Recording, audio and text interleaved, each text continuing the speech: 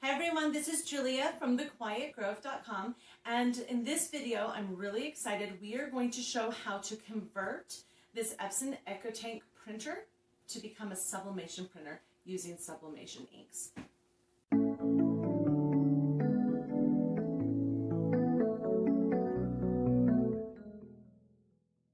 A couple weeks ago, Cricut came out with their mug press, and I was so excited. I love Cricut's products, and I especially love their presses because you can use them for so many things. And one of the big questions I got in all the videos I was sharing and on my blog and social channels was, can you use the Cricut mug press for sublimation?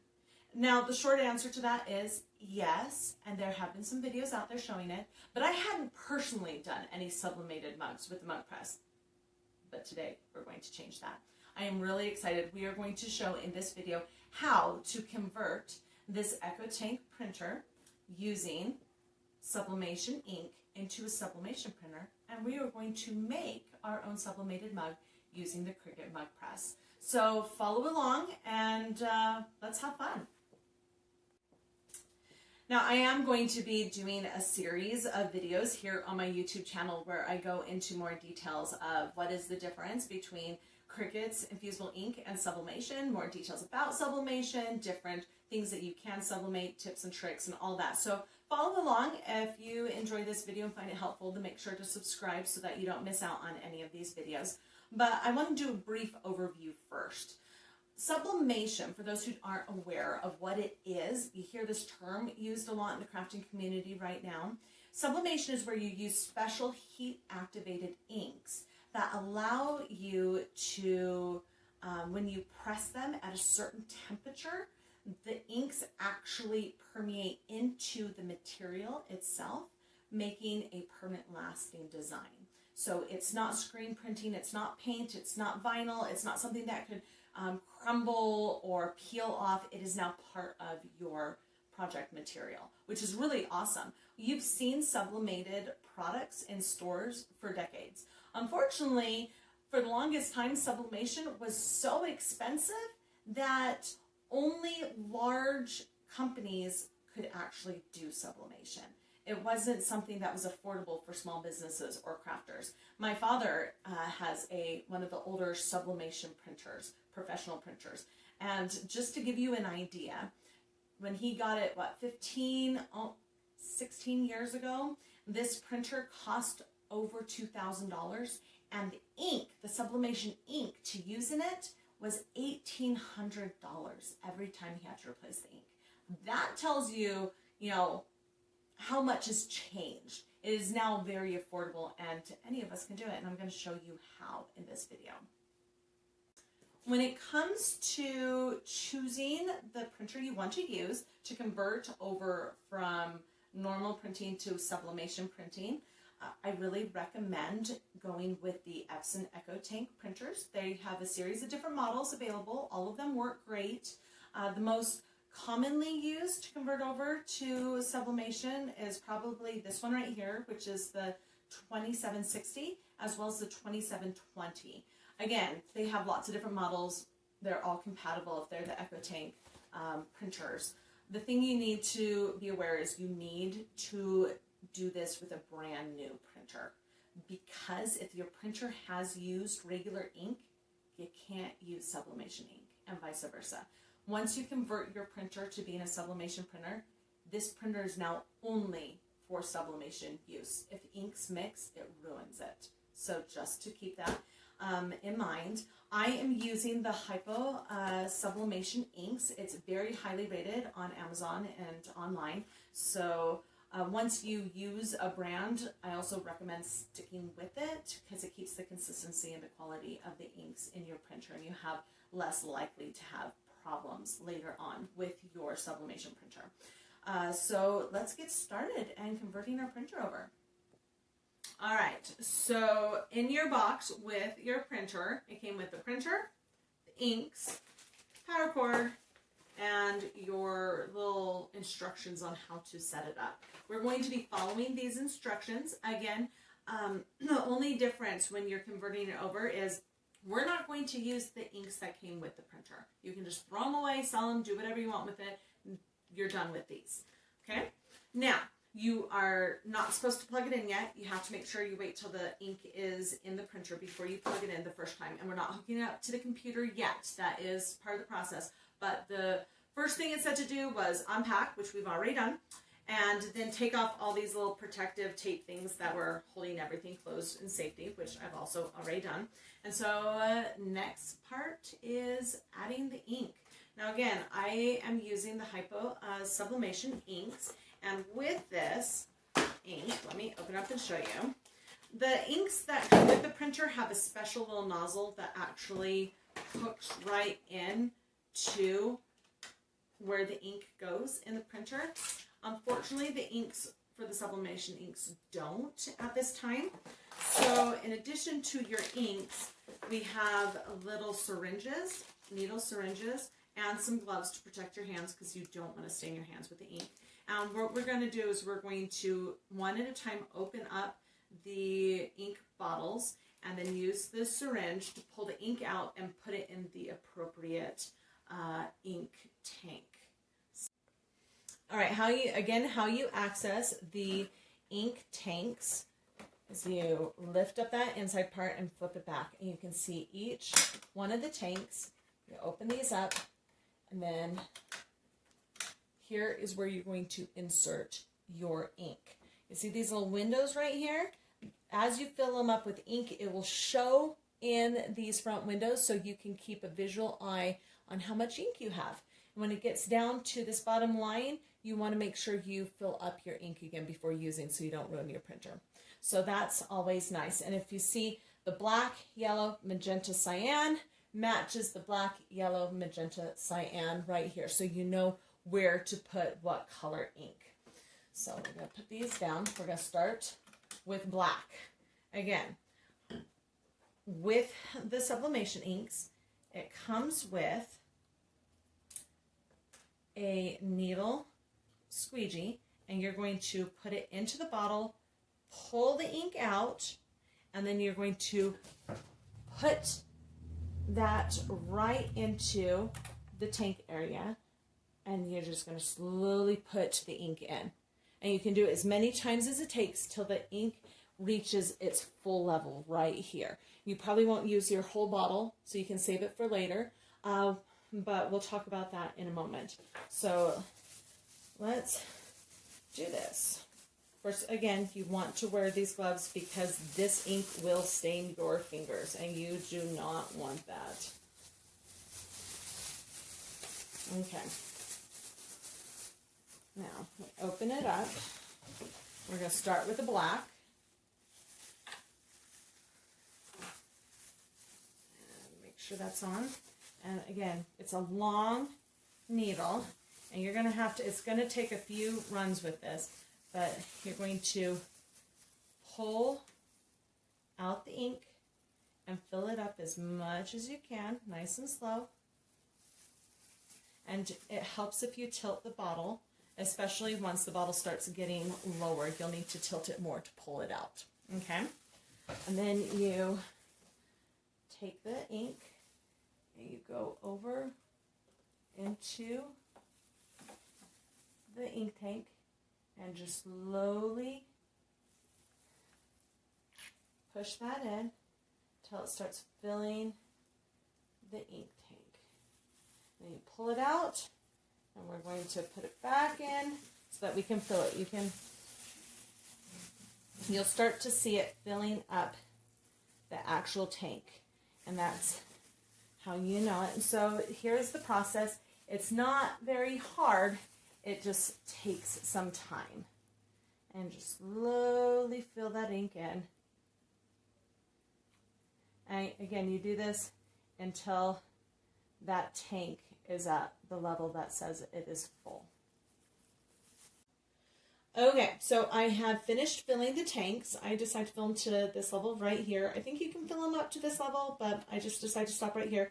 Make sure that it never gets below this line right here. If any of your inks get low, all you have to do is open it up and fill the tank with some more of your ink. If you want to be able to use these needles again, you will need to clean them after you're done doing the initial filling of your ink tanks, or you'll need to order some more because you don't want them drying and getting crusty. And you can clean them pretty easily.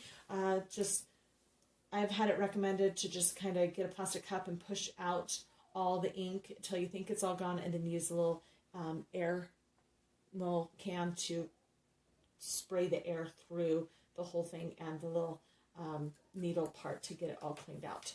Okay, now that we have everything filled out, it's time to hook up your printer. We're not hooking up to the computer yet, but we are going to hook it up into the power socket and do the next part of the setup for the printer.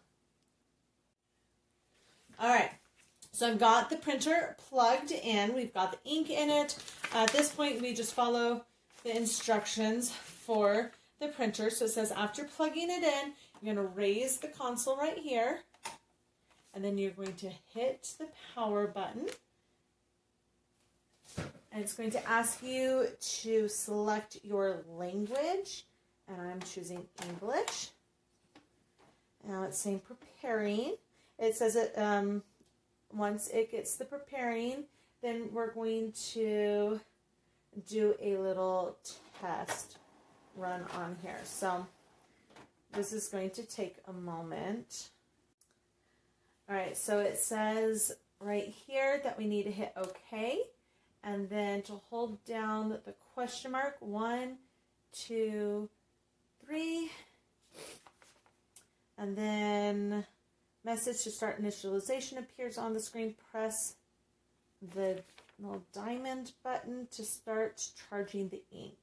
This takes about 10 minutes. And what it's doing is it's going to just get the ink flowing through the printer so that it's all ready to go, and then it's going to have us test it out on paper to make sure that all the ink is flowing properly through the printer. This part of the process takes 10 minutes, so we're just going to skip ahead for you. Okay, so the initialization is complete, and it says to now press the OK button to continue. And now it's aligned the printer to the best print quality. So we're going to adjust that. So hit OK. What they want to do is perform a print head check to check the quality of the printing. You can do any paper. I have the sublimation paper right here, so I'm just going to show you how. So the loading area on your printer is in the back right here. And then what you do is you want to do print side up on sublimation paper. All sublimation paper has a some sort of pattern or color or something to show you the back side because it's a matte top.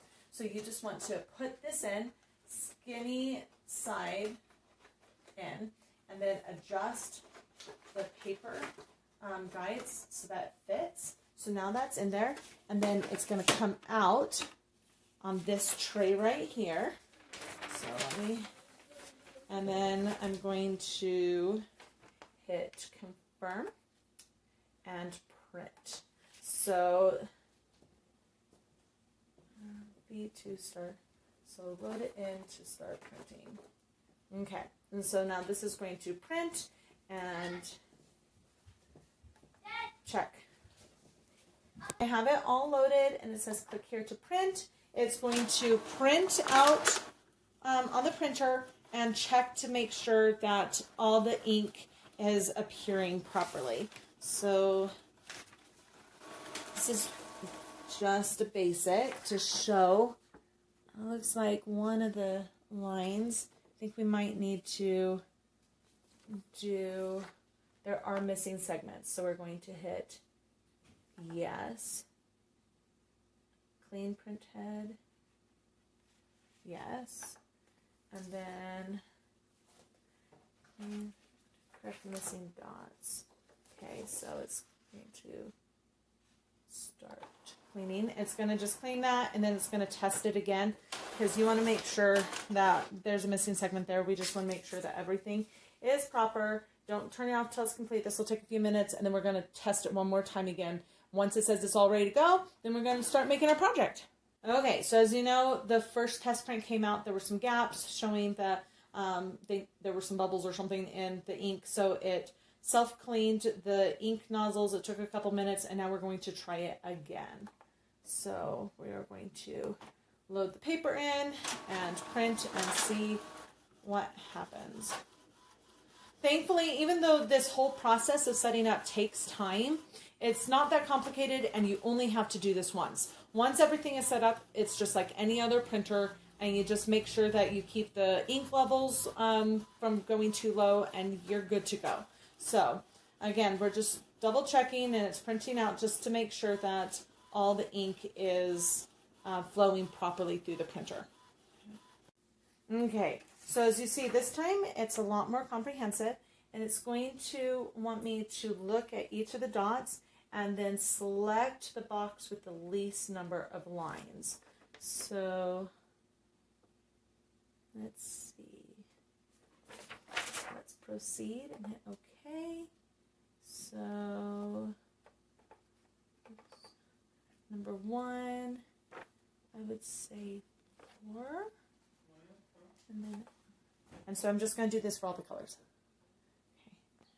All right, now that we have actually set up the printer itself, including adding the ink and testing the print and everything, next, according to the setup instructions, they don't have a disk or CD for you to install all the drivers and firmware. They just have you go to their website. So there's a URL that they give you. You go to the website, takes you here, and then you just click to download their driver package. And I'm not going to walk through that. I already did it myself. It's basically, it walks you through step by step, and you hit next and tells you what to do. And this will download the drivers, update the firmware, connect to your printer, to your computer, and to the Wi-Fi. So just click next and do everything it says. But I do want to show you how to go, now that everything's set up, how to go into your printer preferences to get everything ready for printing sublimation. This way you're not having to adjust your printer settings every time you print. Since this is now your printer for just sublimation, we can set this up so that it makes it easy to go when you're ready to start sublimating. Okay, so here we pull up on your computer where you have your printers and scanners, and we're going to click on the printer we just installed, which for me was the 2760. And click to manage it. And then I'm going to go to the printing preferences. This sets your permanent preferences for your printer, your default preferences. This way you don't have to be changing the settings every time you want to print. So first, document size, we're going to be using letter. Okay. We're changing the paper kind to premium presentation paper matte because the sublimation paper is a premium matte paper. So that way it's ready. We're going to change the quality of the print from standard to high. You want the best quality print that you can have. And then lastly, we're going to go over to more options, and we're going to select mirror image. When you print on sublimation, you need to mirror image. Otherwise, everything when put on the surface would be backwards. So this way you just don't have to remember. It'll automatically print mirror image. And then hit OK. And now you are ready to print. The printer is set up. Now for the fun part. Time to sublimate. So today, like I said, we are going to be using my Cricut Mug Press to make a sublimated mug. And we're going to be using the Cricut Mug blanks. They're basically sublimation blanks. You could use any sublimation mug as long as it fits within the parameters of size for the mug press, which is very versatile. I've already just barely printed out a design and pressed it, and it's just cooling right now. And while that's waiting to cool, let's make one. So I've designed a fun little design. It has these flowers on it. It says live, laugh, love. I'm gonna print it out right now and get making this mug. So just as a warning, sublimation ink prints out light. It'll look kind of faded. It won't look vibrant. That's because the vibrant colors are activated with the heat in the middle of the process. So if your prints come out light and faded when they come out of the printer, that's how it's supposed to look. I just wanted you to see on my computer it's really vibrant, and when you see it on the finished mug, you'll see that as well. So I am going to hit print. I've got it going to my Epson printer. And I've got the sublimation paper in. Remember, you want the print side up, and you can tell because there's print on the back. Let me just see. printing. Okay, so it's going to print it out, and then I'm going to trim it down to size to fit on the mug. Now, when you are making mugs, even though Cricut or other sublimation companies try to keep these as clean as possible when they package them, sometimes you can get lint on it. So before you apply your design, whether it's infusible ink or sublimation, you should always take a little lint roller and just rub it around the outside to make sure any little spare little lint pieces are gone, because they would show up in your finished mug in the design, and you don't want that. Next, when you put on the design, it's kind of like when you're using infusible ink pens. If you're using infusible ink sheets, they have that clear protective backing, so you can just tape it onto your mug, put it in the mug press, you're good to go. But if you're using infusible ink pens or printed sublimation, you don't want the ink to bleed through the paper and damage your mug press. So after attaching the design to your mug, you're going to take 3 layers of butchered paper. I just cut them so that they would fit, and you're just going to tape them around the design with some heat resistance tape. This will just make sure that your mug press is protected in the process in case any of it bleeds through the layers, which sometimes happens as it's pressing. So that's all you are really going to need. The Cricut Mug Press already has sensors in there, so it will sense the temperature of the room and your mug, so it will be able to determine exactly how hot and how long to press it. So you don't have to worry about that. If it beeps, just hit that button again to let them know you're still going to be doing things. Once you finish pressing the mug, carefully pull it out. I know that with the Cricut mugs, the mug handles stay cool to the touch, even though the cup itself gets like 400 degrees. The handle's cool to the touch, so you can pull it out like that. I've heard that some sublimation mugs, the handles can get hot too, so you'll just want to be careful if you're using other brands that you check, and if it does get hot to the touch, use special heat resistant gloves that you can order on Amazon. I can put the link in the profile. So the design is almost printed, and then we are going to put it on our mug. So here's how the design looks when it's printed. It's pretty, but it's kind of muted, but that's okay. That's how it's supposed to look, remember? So I'm just going to use my little Cricut paper cutter to cut the design down. I think next time I do a design, I'm going to do a little outline so I know exactly where I'm going to cut it. But because this design has a white background for the mug, I'm just going to cut it close to the actual design, and then it should be fine to go on the mug. And then when you're putting it on the mug, you want to make sure that you put it on a solid surface, so that way you can get it all the way to the bottom. I think I'm going to, yeah, that's fine, it's going to be white. Okay, so you want to put it on, kind of center the design. The mug press does not go all the way to the handle, so you're going to need a little sizing. I'll put the sizing in the description below of how big or small you need it. For a 12 ounce or 15 ounce, you're going to have to just figure it out if you have a different size cup. And then what you're going to do is use heat resistant tape. I really like the Cricut heat resistant tape, but again, any heat resistant tape will work for this. And this is how you're going to apply your design. And you want to make sure that the design is put on nice and tight so that you can avoid any of that blurriness that sometimes happens when you try to do sublimation or infusible inks. So you're going to want to make sure that the design is nice and tight. So I first always apply tape to the middle, and then I'm going to apply tape to the bottom as well, just to make sure that it's a nice snug fit. And again, after I apply the tape, then it's time to apply the 3 layers of butcher paper. I just tape them on all at once. It doesn't need to be like super tight or anything. It just is there to protect the mug press itself. So again, I put 1 piece of tape in underneath the handle, 1 on top and 1 below, and then sometimes I will put it around the bottom edge. So this just kind of makes sure that it's nice and tight there. I'm going to put a few pieces on the bottom. Okay, and then you'll put it in the mug press. It takes about 5-6 minutes standard to press a mug, and then you just want to pull it out and let it cool. I let my mugs cool on my Easy Press mat because it's made for, you know, those hot temperatures. And then once it's cool, the reason you want to wait for it to fully cool is you don't want any smudging as it's cooling down for the ink as it's setting into the surface. Now again, let's talk about what you can put sublimation on. You need sublimation blanks. You can't just buy any old mug at Walmart or Target or dollar store. Mugs have to be coated with a special polymer coating that the ink will sink into.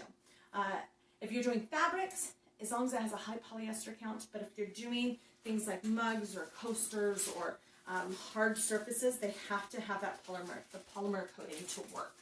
And so that is important. You can find tons of different sublimation blanks at great prices online. They have a bunch on Amazon. They also have a bunch on some other sublimation sites. I am thinking of doing a video a little later of where you can go to find some different really good sublimation blanks to use on your projects, because the quality does matter when you're doing stuff like this, because you want to make sure that whoever you order it from does a nice even polymer coating on the mug so you get a good design. Now, it's as simple as this. When you're doing the sublimation, you want to put the mug into the mug press and then just push it down to make sure everything is covered. So that's why you have that little gap next to the handles. And once you push it down, it started. You have these little lights that will indicate how far it's gone. And once it's gone all the way to the edge of the lights, it'll beep. You'll know you can take it out. Our last mug has cooled enough, so I'm going to open it up. This, you guys, is my very first sublimated mug using my new converted printer and the mug press. So cross my fingers that it turned out well. My husband designed this one for our travels, so we love to travel. So you peel it off. You can kind of see how it's sunk through that paper just a little bit. Again, sublimation paper is a little bit thicker, so it's more protected. If you're doing infusible ink pens, you do it on laser paper, which is thinner, so you definitely need the butcher paper. But I just use it as an extra precaution, even when I'm doing sublimation paper, because equipment's expensive and I don't want to have to replace it. So, all right, guys, moment of truth. Let's see how this printed out. My husband's standing back there all nervous. Okay, we're going to pull it out. Okay, you guys, look at that detail. Isn't that gorgeous? Here, let me come closer to the camera so you can see. Okay, you guys, how gorgeous is that? Look at that photo quality on the mug. Because it's actually part of the mug. There's no film, there's no layer on top of the mug. It's nice and shiny. And I know for sure with the Cricut mugs that these are dishwasher safe and microwave safe. If you are using other brands, just double check. But because it's sublimated on, it should be ready to go. All right, I am loving the vibrant colors and the quality of this sublimated mug. I can't wait to use my new converted printer and Hiipoo ink to make some more amazing sublimated projects. So stay tuned. I'm going to show you some other fun things in future videos that you can make with your converted sublimation printer. Just to show you, this is what it looks like after you peel it off. Can you see how extra faded it is? It's because all the main ink has gone to your project. And remember how I said you use the butcher paper to protect because the ink could go through?